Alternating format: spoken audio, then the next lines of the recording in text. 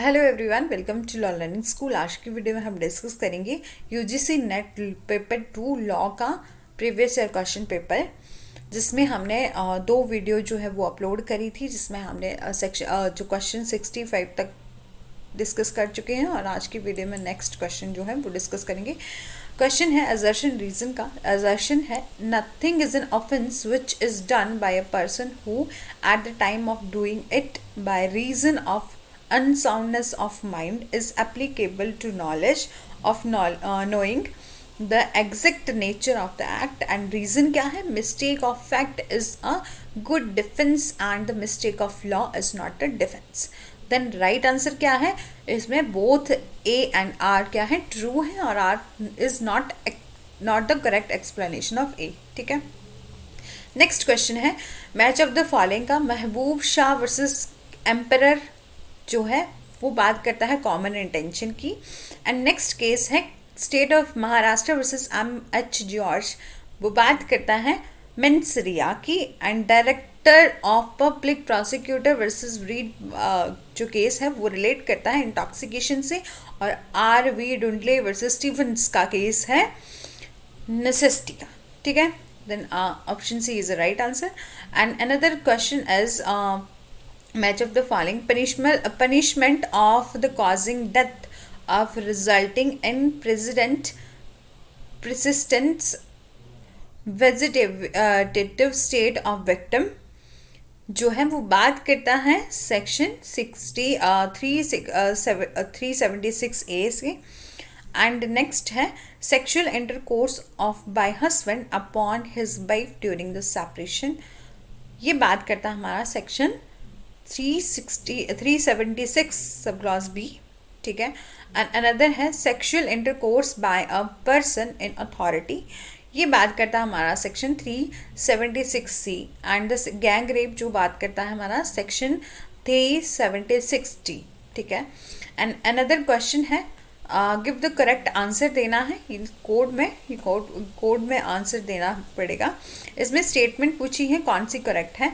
The workman has a right to approach the labour code directly without waiting of for the conciliation preceding and proceeding and the government references. And the next statement है the appropriate government in respect of the corporations and public sector undertaking on or controlled by or the central government will be the central government. And the next statement है every industry employing 20 or more workmen is under the legal obligation to constitute and have a grievance redressal committee.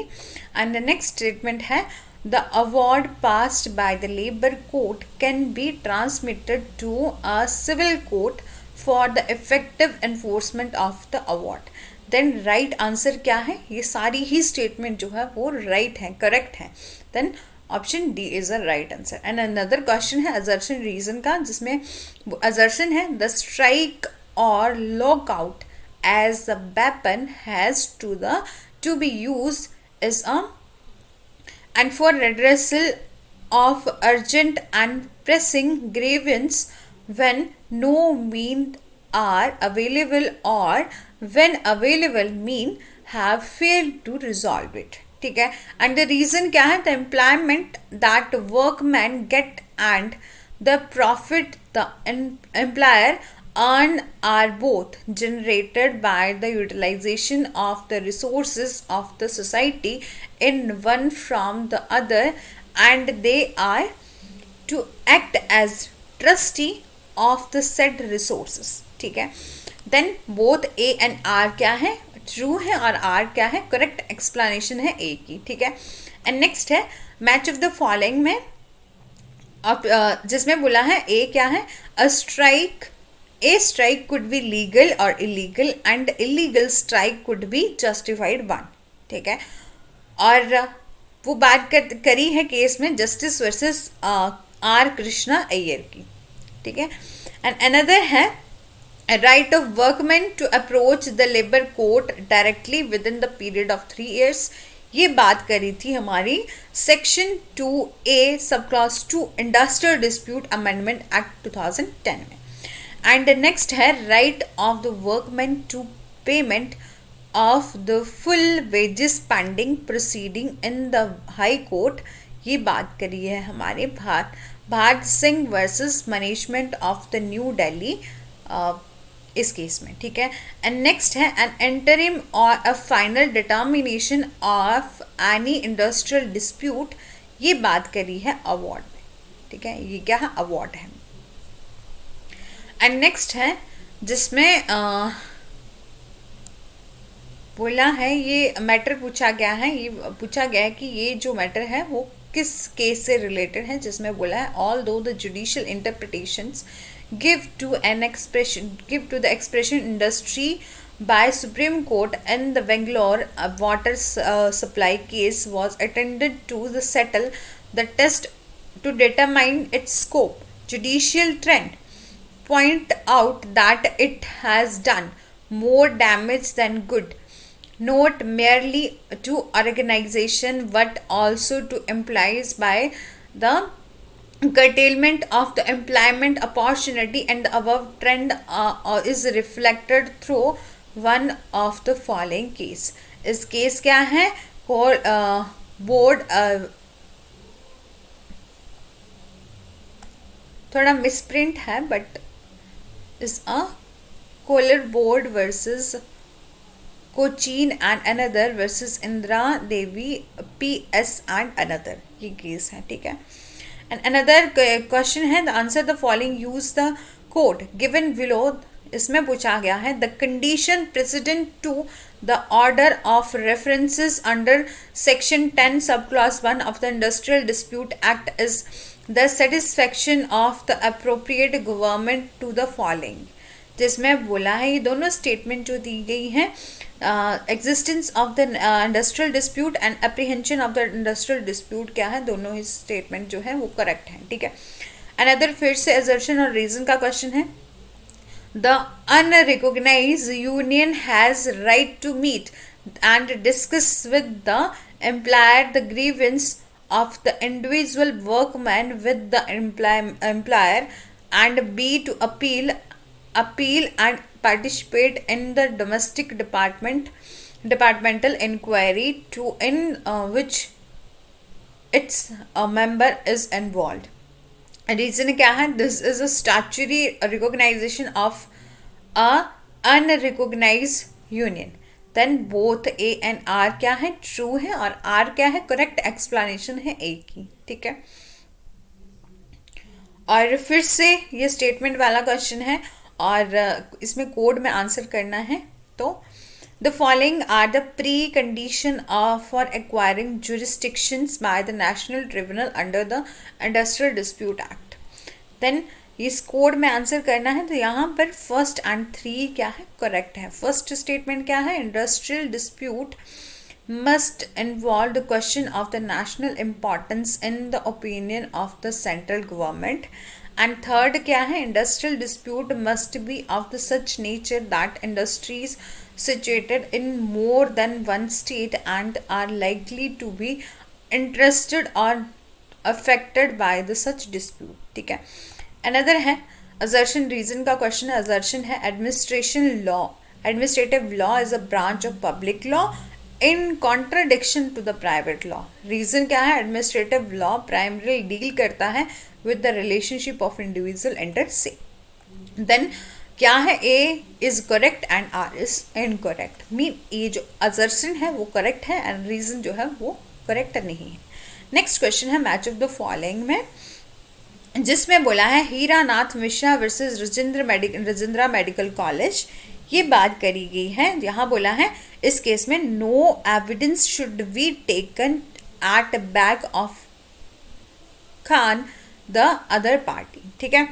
And another case है इन union of India versus Mohammad Ramzan Khan.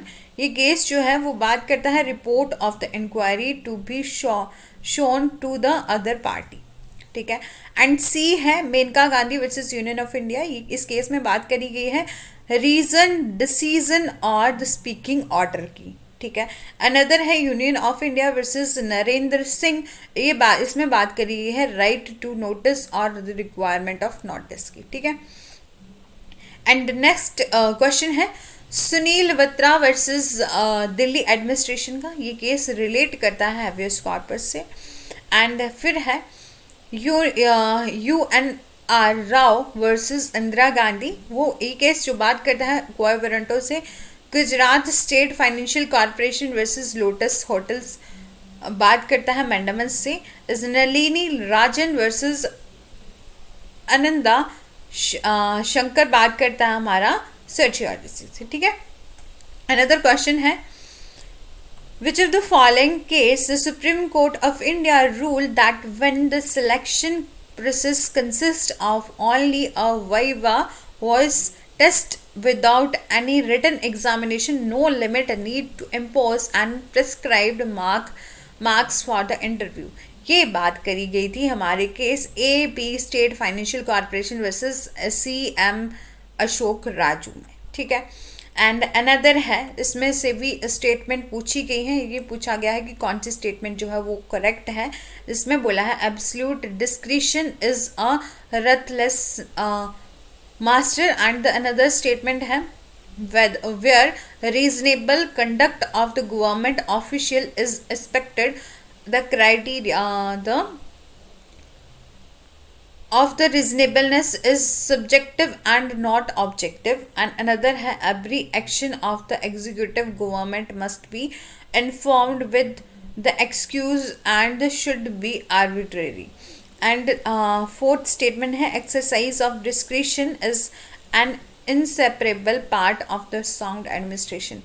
इसमें से one और fourth statement जो है वही correct है, ये जो फर्स्ट स्टेटमेंट है एंड द फोर्थ स्टेटमेंट है वही करेक्ट है। एंड अनदर में पूछा गया है, अनदर क्वेश्चन है which of the following act shall be amended as per the section 58 of Lokpal and Lokayukta act, ये बात करी गई है इस स्टेटमेंट में कौन सी सही है, तो फर्स्ट एंड सेकंड जो है वो करेक्ट है। फर्स्ट में बोला है commission of the inquiry act and central vigilance commission act, ठीक है। नेक्स्ट है which one of the following is incorrect, जिसमें बोला है कौन सी जो है वो इनकरेक्ट है, जिसमें Montreal protocol is related to the hazardous waste, ये जो है वो इनकरेक्ट है। बाकी ये जो बोला है the precautionary principle and the polluter pays principle are the essential feature of the principle of the sustainable development, and the Stockholm Declaration of the 1972 has been described as a magna carta of our environment, and no state has a right to use or permit the use of its territory so as a cause inquiry by firms in the territory of another, ठीक है। Next फिर से question है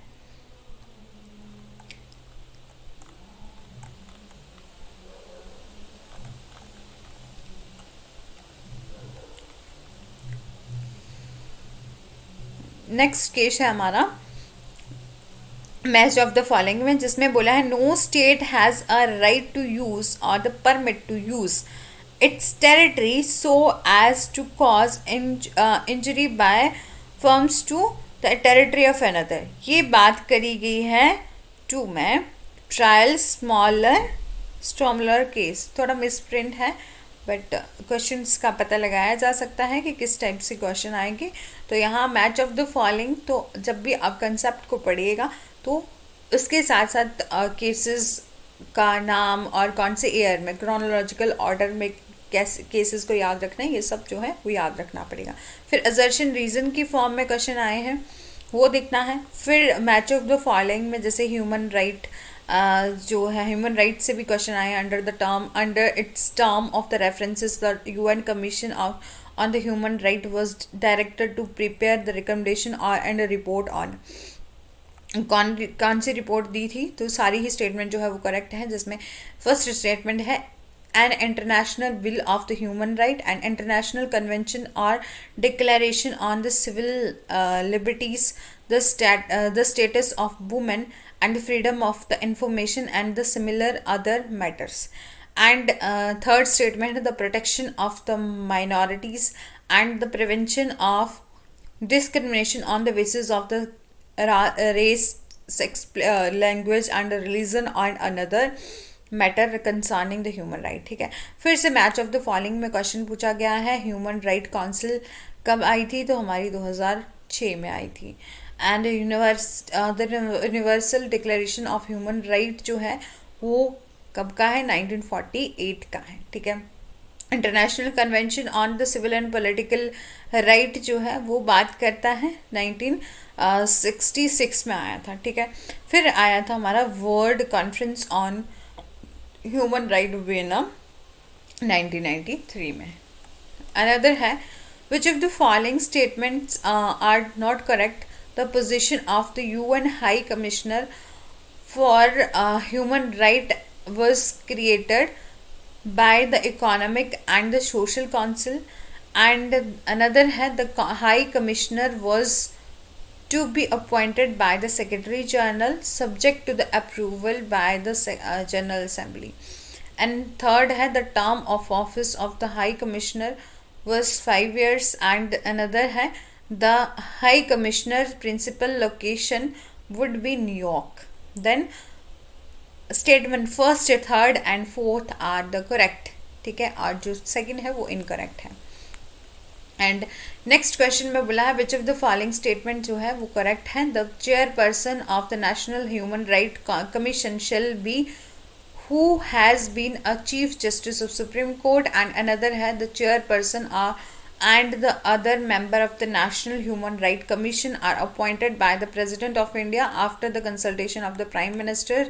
And third है बोला है the chairperson and another member of the National Human Rights Commission are eligible for the reappointment.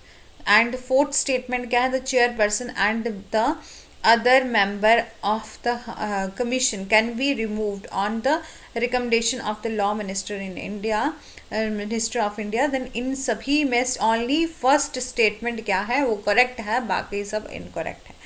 फिर next में फिर से मैच ऑफ द फॉलोइंग में पूछा गया है the consultation the constitution of India, constitution of national Human Right commission. ठीक है, कहाँ बात करी है? सेक्शन 10 में. ठीक है, और फिर बोला है constitution of the state human Right commission, ये बात करी है हमारी सेक्शन 12 में. ठीक है, and the function in national Human Right commission की बात करी है सेक्शन 3 में, and procedure of the commission की बात करी है सेक्शन 21 में. Under the partnership act a minor who has been admitted to partnership and when attained the majority should adhere to the following. Then इनमें से कौन सी स्टेटमेंट जो है वो इनकरेक्ट है ये बतानी है. तो सारी ही स्टेटमेंट जो है वो करेक्ट है. Only B option must be exercise within the 2 month on attaining majority, ये स्टेटमेंट जो है वो इनकरेक्ट है. ठीक है, बाकी सारी स्टेटमेंट जो है वो सही है. नेक्स्ट है मैच ऑफ द फॉलोइंग में mutual right and liability of the partner, ये बात करी है section 13 of the partnership act. Dissolution of a partnership में की बात करिए section 39 of the partnership act में. And retirement of the partner की बात करी है section 32 of the partnership act में. इंसॉल्वेंसी ऑफ द पार्टनर की बात करी गई है हमारी सेक्शन 34 ऑफ पार्टनरशिप एक्ट में. फिर नेक्स्ट में फिर से असर्शन रीजन का क्वेश्चन है. The surety has no right to restrain execution against him until the creditor exhausted all the remedies against the principal debtor. and reason क्या है? the liability of the surety is extensive with that the principal debtor unless it is otherwise provided by the contract. then A and R क्या है? correct है, and R is the correct explanation of A. another question है under the state of under the Sale of Goods Act to make the buyer liable for neglecting or refusing delivery of goods, the following condition must be fulfilled. कौन सी condition जो है वो fulfil होनी चाहिए? इनमें से कौन सी स्टेटमेंट जो है वो इनकरेक्ट है ये बतानी है. Then the seller was ready and willing to deliver the goods.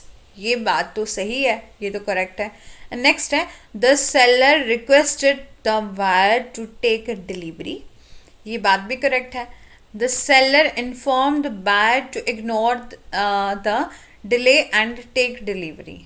ये बात जो है वो इनकरेक्ट है। This statement is incorrect. Next statement है the buyer did not within the reasonable time after such request take delivery of the goods. ये जो है वो सही है। फिर से नेक्स्ट असर्शन रीजन का क्वेश्चन है। असर्शन में पूछा है under the company law through any outsider is presumed to be aware of the document which is publicly accessible but not the internal proceedings of which he can not reasonably aware of because those are not accessible to the public. Reason क्या है? The doctrine of indoor management involved as a partial exceptions of to the doctrine of constructive notice and the rule was laid down in the Royal British Bank versus। ठीक है, ये इसमें बोला है कौन सी assertion reason का question जो है वो कौन सी स्टेटमेंट जो है वो सही होगी, कौन असर्शन सही है, रीजन सही है, कौन सा जो है वो रीजन जो है करेक्ट एक्सप्लेनेशन है ए की या नहीं है। तो हमारा ए जो है वो right answer, both A and R जो है वो करेक्ट है and R is a correct explanation of A है। नेक्स्ट है which one of the following is incorrect. Any misstatement made in the prospectus would attract the liability of the following person under the Companies Act। ठीक है, तो इसमें incorrect बताना है। तो सिर्फ ये जो डी स्टेटमेंट है वही इनकरेक्ट है, बाकी सब करेक्ट है। जिसमें बोला है every person who is a director of the company as to at the time of the issue of the prospectus, ये जो करेक्ट है। एंड अनदर है every person who has authorise himself to be the named एड्स and is named in the prospectus either as director or as having agreed to become a director either immediately or after the interval of time and every person who is a promoter of the company। ठीक है, ये जो है सारी statement है वो correct है, option D is incorrect. ठीक है, और लास्ट क्वेश्चन है which of the following is not the essential requirement to fulfill the instrument intended to be the promissory note। तो बोला है कौन सी स्टेटमेंट जो है वो असेंशियल नहीं है। तो the instrument must contain a promise to pay, ये तो होना चाहिए, ये तो असेंशियल है। बट ये जो सेकंड स्टेटमेंट है a mere acknowledgement of indebtedness is sufficient, ये जो है वो essential नहीं है। And option C the sum of money to be paid must certain, ये करेक्ट है। And a promise to pay must be unconditional. ठीक है, then option B is the right answer. इसी के साथ हमारी जो वीडियो हमारे जो 100 क्वेश्चन थे वो कंप्लीट हो चुके हैं। यदि आपने बाकी वीडियोस नहीं देखी हैं तो मेरे चैनल की प्लेलिस्ट में जाके इन सारी वीडियो को देख सकते हैं। और साथ ही साथ मैं आपको बताती चलूँ कि मैंने सब्जेक्ट वाइज प्लेलिस्ट बनाई है। यदि आपने इन वीडियोस को नहीं देखा, यहाँ जूरिस्प्रूडेंस को कंप्लीट कवर किया है, एक एक जो इतना भी हमारा यूजीसी नेट के सिलेबस के लिए ज़रूरी है सब ही कंप्लीट किया है। इसलिए इन वीडियोस जूरिस्प्रूडेंस की प्लेलिस्ट को पूरा देख लेंगे तो जूरिस्प्रूडेंस में इससे बाहर से कोई क्वेश्चन नहीं आएगा। ठीक है, साथ ही साथ यदि आपको वीडियो अच्छी लगी है then do like share and subscribe, press the bell icon for further notification. Thanks for watching.